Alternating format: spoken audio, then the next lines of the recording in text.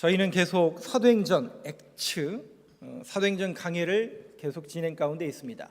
3장, 4장. 3장에 보니까 날 때부터 못 걷는 이가 성전 미문 앞에 앉아 있었는데 나사렛 예수의 이름으로 일어나 걸으라 라고 명했더니 그들이 베드로와 요한의 손을 붙잡고 그가 일어나 뛰고 노래하고 하나님을 찬양하는 예배자로 바뀌게 되었습니다. 그 놀라운 광경 가운데 많은 이들이 놀라고 그 안에 있었던 사람들이 많이 놀랬지만, 항상 제가 언급해 드리는 것처럼 이런 하나님의 놀라운 기사와 표적 이후에 설교와 가르침이 오는 것은 신앙의 균형을 맞추기 위해서, 즉 어떤 기적과 표적이 궁극적인 목표가 아니라 하나님의 사람으로서 하나님의 뜻을 이루는데 그 목표와 그 가르침이 있기 때문에 항상 설교와 가르침이 온다. 이런 놀라운 일이 벌어졌음에도 불구하고 많은 이들이 항복하고 교회 안으로 들어왔지만, 또 많은 이들은 오히려 더 교회를 탄압하고 오히려 굴복당하지 않고 오히려 그들은 반대하는 사람들이 더 많이 생깁니다. 그래서 제가 지난주에 말씀드린 내용 4장을 제가 3번에 걸쳐서 말씀을 드릴 텐데, 이런 반응이 나타나면 당연히, 이런 놀라운 기사와 표적이 일어나면 당연히 더 많은 사람들이 하나님 앞으로 올 줄 알았는데 오히려 반대하는 세력들은 더 많이 늘어난다. 그것을 우리가 이상히 여기지 말라라고 말씀을 드렸습니다. 그리하여 결국 베드로와 요한은 잡히고 말았습니다. 복음을 전하다가 잡히고 말은 거예요.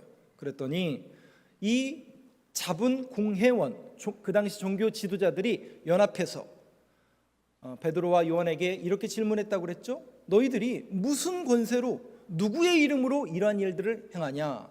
라고 했더니 뭐라고 얘기했다고요? 누구의 이름으로?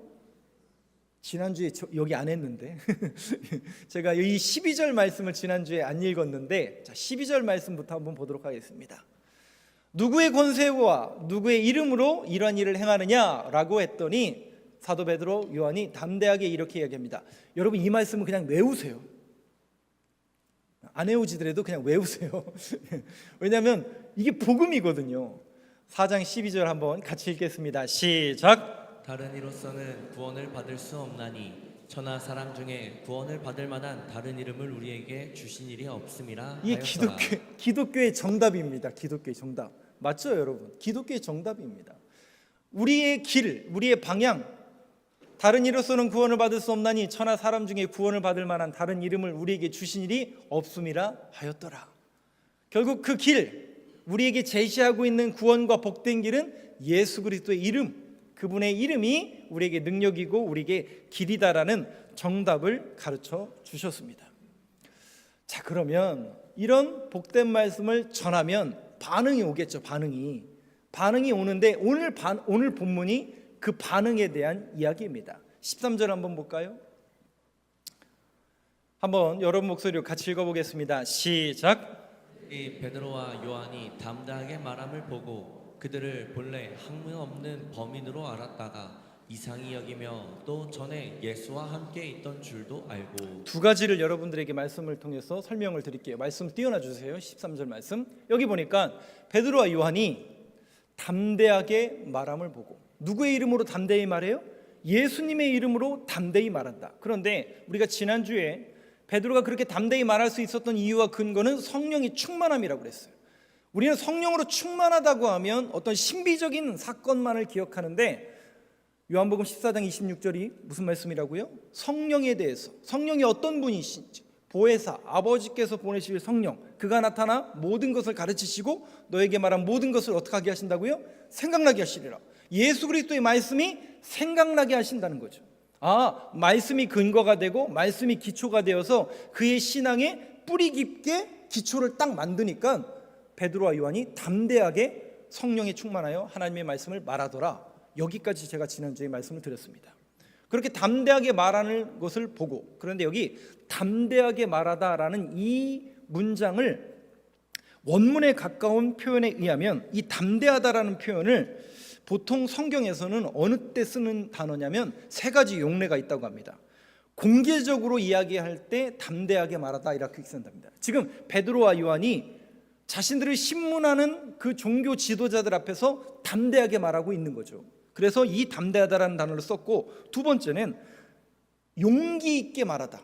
전혀 꺼리낌 없이 용기 있게 말하다 할 때 담대하다라는 말을 씁니다. 그리고 세 번째 의미는 확신을 가지고 말하다. 그러면 여러분 생각해 보세요. 베드로와 요한이 왜 확신을 가지고 말했을까요? 왜요? 지들은 봤으니까. 이렇게 표현 죄송해요. 그 사람들은 봤거든요. 뭘 봤어요? 예수님이 어떤 분이신지, 예수님이 어떻게 말씀하셨는지, 예수님이 어떤 일을 행하셨는지, 그런 예수님이 어떻게 죽으셨는지, 사흘에 어떻게 부활하셨는지, 그리고 부활하신 예수님과 40일 동안 동거동락 하다가 승천하신 것을 눈으로 본 사람이 누구예요? 이 사람들이거든요. 그러니까 이렇게 확신에 들어차서 말할 수 있었던 것은 보고 들은 바를 그대로 전한 겁니다. 저는 못 봤기 때문에 이거를 설명하려면 어떻게 설명해야 돼요? 성경을 막 들이대고 이 성경이 배경적으로 뭐가 되고 이것이, 근데 이 사도 베드로들은 그렇게 할 필요가 있다고요, 없다고요? 없습니다. 왜요? 객관적이거든요. 봤거든요. 본 것만 말하는 거예요. 그러니까 확신에 들어차서 그들이 담대하게 말했습니다. 근데 이 담대하게다라는 말이 예전 성경에는 기탄 없이 말했다라고 썼대요. 요즘은 잘 안 쓰는 단어죠. 혹시 여러분 그거 아세요? 요즘 다음 세대들이 한문을 안 배우잖아요. 그래서 그 줄임말도 좀 많이 쓰잖아요.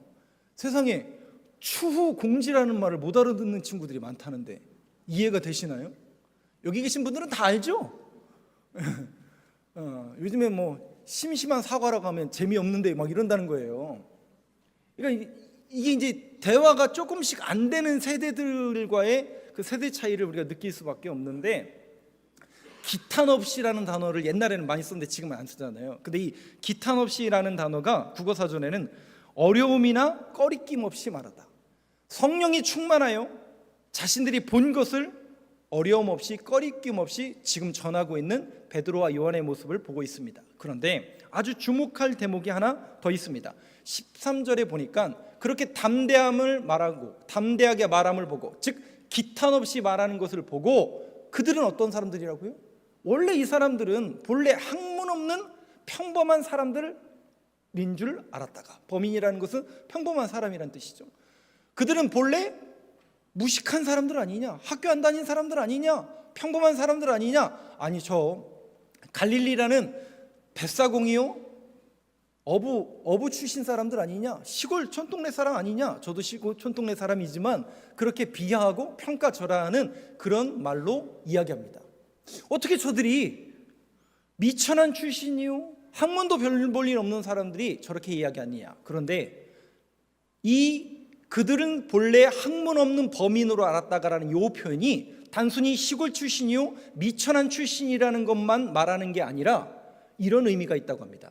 자격이 없는 자들이 왜 말씀을 하고 있냐, 이 얘기를 해요.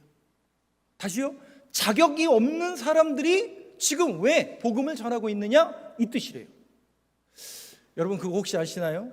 이 강단에서 말씀을 전하려면 자격증이 있어야 됩니까? 없어야 됩니까? 네? 보셨어요, 제 거? 제 자격증 보셨어요? 여러분들은 모르고 계시는 분도 있을 테지만 이 강단에서 말씀을 전하려면 자격증이 있어야 됩니다. 무슨 자격증이냐? 저희는 기본적으로 신학대학교라는 정규 4년제 대학을 나와야 됩니다. 우리 교육청에서 인가를 받은 신학대학교, 저희가 감리교단인데요, 감리교단에서 인정받는 감리교 신학대학교, 수원에 있는 협성신학대학교, 모건대학교 신학과를 4년을 수료한 다음에 2년 동안 신학대학원을 나오고, 아니면 일반 대학교 4년을 다니다가 3년 동안 MDB를 하면, 그러면 6년, 7년 그걸로 이단에 쓸 수 있는 게 아니라 정식으로 목사 안수를 받으려면 또 해야 되는 게 있어요. 대학교 4년, 대학원 2년, 3년 한 다음에 수련 목회자를 하든지 담임 전도사로 3년에서 4년을 해야 됩니다. 그러니까 적어도 10년 이상 과정과 시험을 계속 치러야 저희가 강단에 오를 수가 있습니다. 그러니까 안수가 주어집니다. 이런 어떤 자격이 주어졌기 때문에 여러분들이 저한테 목사라는 것을 부여하고 제가 감리교단의 목사로 서 있을 수 있는 겁니다. 비단 그것은 저뿐만 아니라 우리 앞에 계시는 송 목사님, 저 위에 계시는 신학생, 또 우리 목사님들이 다 그 과정을 밟고 있는 겁니다. 어떤 그런 자격입니다. 자격. 그런데 오늘 이 자격 없는 이 사람들이 왜 이런 말을 하고 있느냐, 이 얘기예요. 지금 저 자격도 없는 사람들이 왜 말씀을 전하고 있느냐, 그 얘기예요. 그런데 여러분들에게 이런 메시지를 한번 드려볼까요? 기독교 역사를 보면요, 교회의 역사를 이렇게 한번 보면 이런 어떻게 보면 레귤러 과정이라고 하죠. 정통 과정을 밟지 않고도 복음을 전한 사람들이 있었을까요? 없었을까요? 반드시 있었습니다. 아니 어떤 때는 이런 과정이 아니라 하나님께서 택하신 그 사람들을 통해서 놀라운 역사들이 얼마든지 많이 일어났습니다. 고린도전서 1장 27절 한번 볼까요? 사도 바울이 그래서 이 메시지를 전하는 것이죠. 한번 같이 읽겠습니다. 시작. 그러나 하나님께서 세상에 미련한 것들을 택하사 지혜 있는 자들을 부끄럽게 하려 하시고 세상에 약한 것들을 택하사 강한 것들을 부끄럽게 하려 하시며 지혜 있는 자들을 부끄럽게 하려 하시고 세상에 악한 것들을 택하사 강한 것들을 부끄럽게 하려 하시며. 사도 바울이 아주 명쾌하게 이 메시지를 전하고 있죠. 미국의 드와이트 라이먼 무디, D.L. 무디라고 하는데요. 그림을 한번 보여주실까요? D.L. 무디라는 분이 이렇게 생기셨는데 1837년에 태어나셔서 1899년까지 복음을 전하다가 돌아가신 분인데, 이분이 정규 신학교를 안 나오셨어요. 이분은 이제 매사추세츠 시골 동네에서 태어나셨고 시카고라는 동네에서 구두 수선공, 또 구두를 판매하는 그런 소위 말해서 그 당시에 허드렛 일을 하던 그런 분이에요. 근데 이분이 어린 시절부터 주일학교, 교회 주일학교를 잘 다니고 또 주일학교 교사로부터 잘 신앙교육을 잘 받다 보니까 이 사람이 내가 비록 세상이 보기에는 하찮은 일을 하고 신학교를 다니지 않았지만 나는 주일학교 교사로서 쓰임받아야 되겠다라고 본인이 결단하고 그 어린 영혼들 주일학교를 위해서 기도하고 주일학교 부흥사로 놀라운 부흥을 이뤄낸 사람이 드와이트 라이먼 무디라는 사람입니다. 이 사람의 일화에 대한 것은 책으로도 얼마든지 있고 여러분들이 네이버에 검색하면 정말 어마어마한 내용이 나옵니다. 그 이야기 중에 한 부분을 제가 소개해 드릴게요. 이분이 그 어린이 주일 강사, 부흥 강사로 유명해서 어린이들뿐만 아니라 어른들까지도 막 이렇게 들어오게 하는 거죠. 근데 이분이 아무래도 배우는 학문이 짧고 정규 신학교를 나오지 않았기 때문에 그 정규 신학교를 나온 목사님들이나 신학자들로부터 공격을 받았을까요? 안 받았을까요? 항상 공격을 받게 되죠. 그래서 이분이 가서 복음을 전하고 말씀을 전하는 데마다 줄기차게 쫓아와서 그 무디의 워딩이나 또 설교 원고에 대해서 이렇게 그러니까 서치를 하고 틀린 글자가 있는지 설교가 뭔가 문제가 있는지를 꼬박꼬박 헤집는 분이 나온 거예요. 그래서 계속 이분이 가는 데마다 이건 이렇게 틀렸고 이건 이렇게 잘못했고 계속 간섭을 하고 이분을 좀 힘겹게 한 거죠. 그래서 하루는 어쩔 수 없어서 이 D.L. 무디라는 분이 그 목사님한테 이렇게 얘기했다고 합니다. 저는 배움이 짧아 무식하고 말이 어눌합니다. 그래, 선생님은 많이 배우셨고 말이 청산 뉴스 같은데 그 많이 배운 학문과 청산 뉴스 같은 언변을 가지고 하나님 앞에 몇 사람이나 영혼을 인도했습니까? 그 말을 하니까 이 목사님이 어떻게 했을까요? 그 다음부터 함께하지 않았다는 그런 일화가 있을 정도로 이 무디 목사님은 어마어마한 영향력을 끼쳤던 사람입니다. 정규 신학교 레귤러 과정을 통과하지 않았어요. 그럼에도 불구하고 하나님께서 이 무디라는 분을 사용하셔서 정말 수많은 어린 영혼들을 교회 안으로 불러오게 하셨습니다. 그런 의미에서 본다면요, 여러분, 하나님께서 누구를 어떻게 또 어떤 방법으로 사용하실지는 아무도 알 수 없습니다. 어떤 신학교, 어떤 과정을 통해야만 되는 것이 절대로 그렇지 않습니다. 저는 정말 저와 함께 신앙생활하는 여러분들에게 많은 은사가 임하길 간절히 소망하고 있습니다. 그 은사 받아서 뭐 하실 거예요? 근데 하나님 반드시 은사를 여러분들에게 다 부어주실 텐데 그거 받아서 뭐 하시려고요? 꽁꽁 간직만 하지 마시고 그 은사를 하나님 나라와 교회 위에 사용하세요. 반드시 하나님께서는 그것을 사용하실 것이고 여러분 통해서 하나님의 놀라운 일을 계획하시고 그 일을 꿈꾸실 겁니다. 옆에 분을 한번 보세요. 옆에 분. 네가 그러지 마시고 혹시 네가 그러지 마시고 그 발견한 것처럼 당신이군요. 한번 인사하시죠. 왜요? 왜요? 지금은 모른다니까요. 지금은 네가 이러지 마시고 그렇다 할지라도 하나님께서 어떻게 사용하실지는 아무도 모릅니다. 어떤 시골의 미천한 출신인 이 무디라는 이분을 통해서 하나님께서 놀라운 일을 계획하신 것처럼 우리나라도 이런 일은 얼마든지 많이 있지만 제가 일부러 우리나라 신뢰를 또 제 주변에 있는 신뢰를 일부러 들지 않은 것은 여러분들이 이해를 해주시길 바라고요.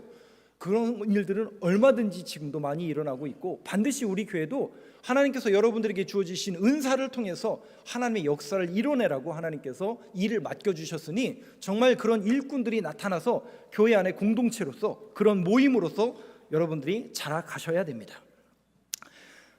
그러면서 이 베드로와 요한이 계속 말을 하는 것을 보고 이 사람들이 어떻게 이렇게 할까? 이 사람들이 계속 의문점을 갖는 거죠. 14절부터 16절 한번 볼까요? 배움도 없고 저렇게 담대하게 말하는 이유가 뭘까? 목이 달아날 수도 있고 출교를 당할 수도 있는데 어떻게 저렇게 담대하게 또 학문도 없는 사람들이 저렇게 말을 할까? 의구심을 계속 지도자들은 갖고 있죠. 13절부터 16절까지 14절부터 16절까지 저하고 한 절씩 교독해 보겠습니다. 14절을 제가 먼저 읽겠습니다. 또 병 나은 사람이 그들과 함께 서 있는 것을 보고 비난할 말이 없는지라. 15절 보여주시죠. 15절 없어요? 그러면 16절이요. 준비가 안 됐으면 제가 읽을게요.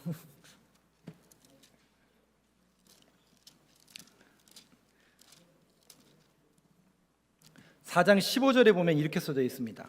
명하여 공회에서 나가라 하고 서로 의논하여 이르되 16절에 보니까 이 사람들을 어떻게 할까? 그들로 말미암아 유명한 표적 나타난 것이 예루살렘에 사는 모든 사람에게 알려졌으니 우리도 부인할 수 없는지라. 보세요 여러분, 담대하게 말하는 거예요. 그리고 이 사람들이 학문도 없는 사람들이에요. 다시 말씀을 띄워놔 주세요. 15절 16절. 그런데 여기 보니까 병 나은 사람이 있어요. 이 사람은 40년 동안 그 자리에서 날 때부터 앉을 수밖에 없는 그런 장인의 운명을 태어난 사람이에요. 근데 그 사람이 뛰고 하나님을 찬양하는 그런 일이 벌어진 거예요. 그러니 그런 난리법석이 벌어진 그런 환경 속에서 도대체 이런 일들이 어떻게 일어나느냐? 우리도 뭐 할 수 없다고요? 그러니까 뭔가 이 사람들은, 종교 지도자들은 이 일어난 일에 대해서 무슨 권세로 누구의 이름으로 야 이런 일들을 하면 안 된다 라고 이 사람들은 어떤 트집과 명분과 자신들의 권위, 권한도 없고 자격도 없는 이들이 왜 이런 일들을 벌이느냐라고 그들을 진정시키려고 했는데 진정이 된다는 얘기 안 된다는 얘기예요. 우리도 부인할 수 없는지라 진정이 안 된다라는 거예요. 근데 여기 보니까 16절에 뭐라고 얘기한다고요? 이 사람들을 어떻게 할까? 그들로 말미암아 유명한 표적 나타난 것이 예루살렘에 사는 모든 사람에게 알려졌으니 우리도 부인할 수 없는지라. 여러분, 믿음이라는 것은 실상 가장 확실한 것이지만 우리는 가시적으로 눈에 보여야 믿고 뭔가 음성이 들려야 믿는 게 사실입니다. 왜냐하면 우리는 이 인간이라는 육체를 입고 있고 연약한 인생을 살아가다 보니까 가시적으로 보여야 믿고 뭔가 들려야 믿는 게 사실입니다. 그런데 히브리서에 보니까 보지 않고 듣지 않고 믿는 자가 더 복되도다. 우리 주님이 하셨고 히브리서에서는 믿음은 바라는 것의 실상이다라고 이야기했지만 실상 우리가 보지 않는데 들리지 않는데 어떻게 믿겠어요? 근데 여기 보세요. 이 사람들이 어떻게 믿어요? 봐요. 본 거를 말하는 거예요. 그러면 여러분 보세요. 우리 찬송가 아까도 맨 마지막에 그 찬양 불렀잖아요. 예수 믿는 것은 받은 증거 많도다. 그러면 우리가 신앙생활이라는 것을 영위하면서 믿음에 대한 증거를 여러분들이 자꾸 만들어내시고 발견하셔야 돼요. 우리 신앙의 유익을 위해서 자꾸 뭔가를 보셔야 돼요. 그리고 어떤 툴적인 또 그런 신앙생활의 모든 훈련과 트레이닝을 통해서 여러분들이 그것을 확인하시고 점검하시고 증명할 수 있는 사람으로 믿음이 자라내셔야 돼요. 그러려면, 그렇게 믿음이 자라려면 단순히, 죄송해요 이런 표현 써서, 어떤 한 번의 예배, 주일 예배 딱 한 번으로 우리의 신앙이 완전해지고 단단해지기는 쉽지 않습니다. 물론 그런 분도 있지만 쉽지 않습니다. 그래서 신앙의 훈련을 여러분들이 게을리하시면 안 됩니다. 그래서 어떻게 해서든지 교회 안에서 선교라든지 신앙훈련이라든지 예배훈련에 여러분들이 적극적으로 동참하셔서 자꾸 여러분들이 예배를 드리고 몸으로 드리면서, 저는 여러분들이 몸으로 선교를 했으면 좋겠어요. 그리고 몸으로 그곳에 가셔서 기도하시고 바라보고, 그래야 본 걸 그대로 우리가 보고 기도할 수 있거든요. 그런 의미에서 본다면 지금 아픔의 현장에 있는 분들도 늘 여러분들이 생각해 주셨으면 좋겠어요. 정말 말할 수 없는 고통과 통증 가운데 있는 우리 성도님들이 있는데 그 고통을 우리가 이루다 말할 수 없잖아요. 그런데 그분들을 기억하고 생각하시고 여러분들이 볼 수만 있다면, 여러분들에게 보여드릴 수만 있다면 여러분들이 더 간절한 마음으로 기도할 텐데, 그런 생각을 하고 있지만 우리는 연약하고 유약하기 때문에 어쩔 수 없는 사실입니다. 그러나 중요한 것은 예수 믿는 것은 받은 증거 많도다. 그러니까 우리가 신앙생활을 통해서 계속 신앙훈련을 통해서 하나님께서 살아계시고 하나님 역사하신다는 것을 눈으로 확인할 수 있는 그런 믿음의 고백이 우리 안에 있어야 된다는 것이죠. 마지막으로 20절 말씀을 한번 보시죠. 20절 말씀. 20절 말씀. 자, 오늘 본문 말씀입니다. 자, 오늘 말씀의 결론이기도 하고, 결국 그들에게 무슨 권세로도 이야기하지 말고 예수의 이름으로도 이야기하지 말라고 그들은 계속 억압하고 얘기하지 못하게 하지만, 사도 베드로와 사도 요한은 담대하게 기탄 없이 그 종교 지도자들에게 이렇게 이야기합니다. 그런데 여러분 꼭 기억하세요. 이 당시에는 이게 종교 재판입니다. 종교 재판은 둘 중에 하나예요. 출교를 당하든지 출교를 당하지 않든지. 그럼 출교가 뭐예요?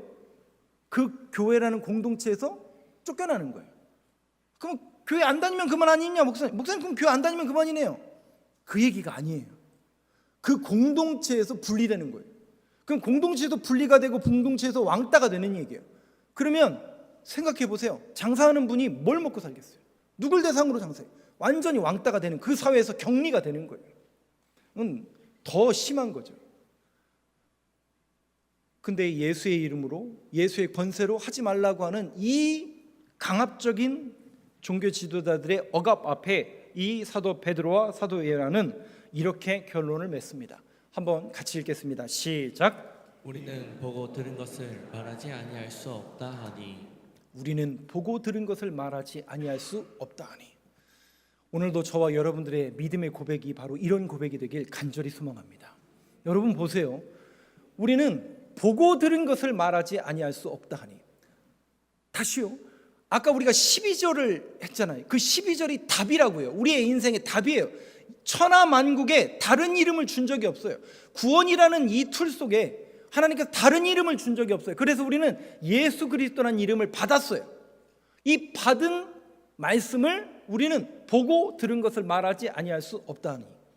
그런데 많은 기독교인들이, 많은 신앙인들이 말하지 않아요. 오늘 명절을 앞두고 있는데 여러분들이 오늘 조금, 죄송합니다, 메시지가 거북할 수도 있고 신앙적으로 조금 꺼리낌이 있을지 모르겠지만 죄송해요. 저는 이제 메시지 차원에서 여러분들에게 드리는 말씀이니까 이해하시기 바랍니다. 저는 말하는 것, 말하는 것도 중요하지만 저는 여러분들한테 계속 권면의 말씀을 드리는 것은 신앙인으로 살아가는 것을 권면의 말씀으로 드립니다. 말하는 것보다 더 영향력이 있는 것은 삶으로 살아내는 거예요. 정말 우리가 그리스도인인가 신앙인인가, 죄송해요, 목사인가? 목사답게, 신앙인답게 살아내는 것을 누가 봅니까? 주변에 안 믿는 사람들이 반드시 보게 되어 있습니다.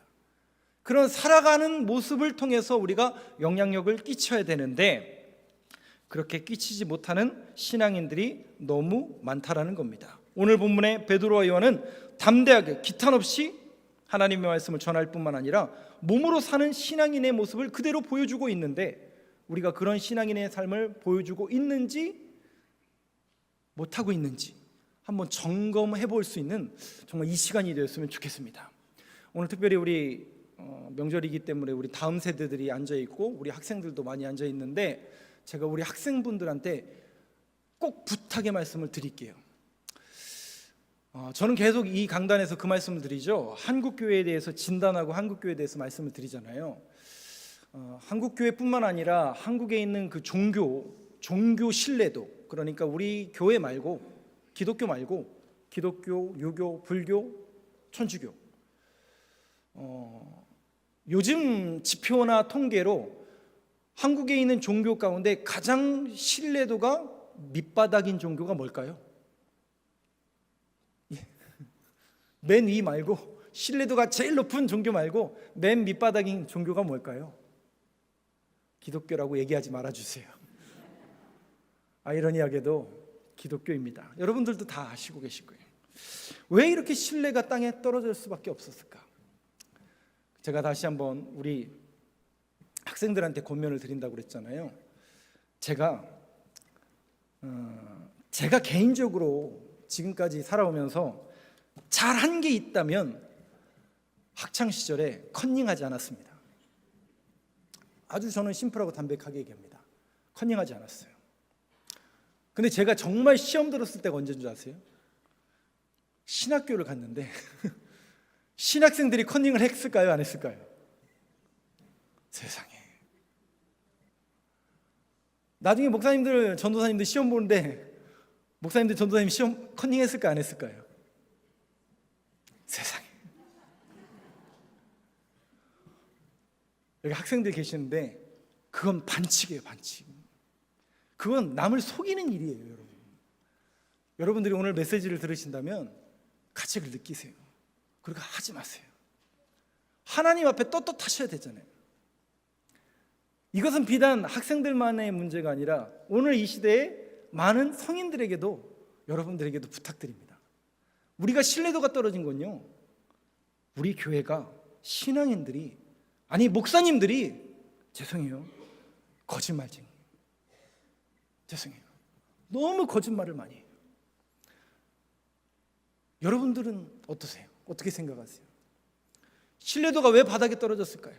너무 거짓말이 너무 많아요. 물론 어떤 분들은 포장하는 거 아닙니까, 목사님? 어쩔 수 없으니까 그런 거 아니에요. 아니 세상이 다 그런데요. 세상이 다 그런다 할지라도 이제는 우리는 분연하게 아닌 건 아니죠. 그게 거짓말이라면 하나님께서 보고 계시는데, 요셉이 고백했던 것처럼, 요셉이 생각해 보세요. 한 번의 쾌락이에요. 요셉만의 문제가 아니잖아요. 그 보디발의 아내가 꼬셨을 때 요셉은 혈기가, 죄송하잖아요, 방자한 17, 20살, 얼마나 이 욕망이 들끓던 거예요. 한번 질끈 눈 감고 다른 세상 사람들이 다 하는 것처럼 한번 불륜 저지르면 자신의 삶이 덮일 수도 있었어요. 그런데 요셉이 뭐라고 한다고요? 하나님이 보고 계신데 어떻게 내가 득죄하리요? 적어도 우리가 신앙인이라면 이런 신앙 고백을 늘 갖게 되길 간절히 소망합니다. 마지막으로 이찬수 목사님 설교에 나왔던 예화를 말씀을 드릴게요. 이찬수 목사님이 그 얘기를 하시더라고요. 저도 적어놨어요. 서울신대 박명수 교수님의 글을 인용하시면서 이렇게 얘기하시더라고요. 1899년, 그러면 언제입니까? 우리나라가 이제 막 구한말, 개화시대. 그때 조선 후기 얼마나 그 부정과 매점매석이 심할 때예요. 근데 한 관리인가 이제 관리인으로 이제 임명되어서 저 북쪽으로, 그러니까 한양 북쪽으로 이제 임명되어서 가게 되는데 이 사람이 난리가 난 거예요. 북쪽은 안 됩니다. 북쪽은 안 됩니다. 북쪽은 안 됩니다. 근데 왜 북쪽은 안 된다라고 한 이유가 혹시 뭔지 아세요? 구한말 시대 이렇게 얘기했다고 그래요. 북쪽 지방에는 예수쟁이들이 너무 많습니다. 이렇게 얘기했대요. 이게 무슨 얘기예요? 북쪽에는 예수쟁이들이 너무 많대요. 그 당시가 매점매석, 거짓말, 돈으로. 근데 신앙인으로서 정말 착실하게 진실되게 살아가는 예수 믿는 사람들이 많다라는 얘기예요. 여러분, 이것이 기독교의 힘 아닌가요? 이게 교회의 힘 아닌가요, 여러분? 세상이 다 그렇다고요? 아닙니다.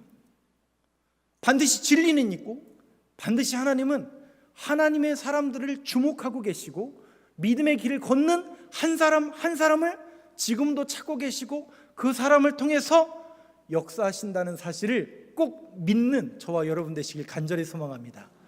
여러분들이 새롭게 시작된 이 한 주 명절 기간 여러분들의 가정도 화목하기를 원하고 정말 하나님의 은혜와 은총이 가득하길 원하지만 더 간절히 원하고 바라는 것은 예수님의 이름으로 여러분들이 진리를 붙들고 진실된 신앙인의 삶을 이 한 주간도 뚜벅뚜벅 걸어낼 수 있는 저와 여러분들의 모든 삶의 걸음이 되길 간절히 소망합니다.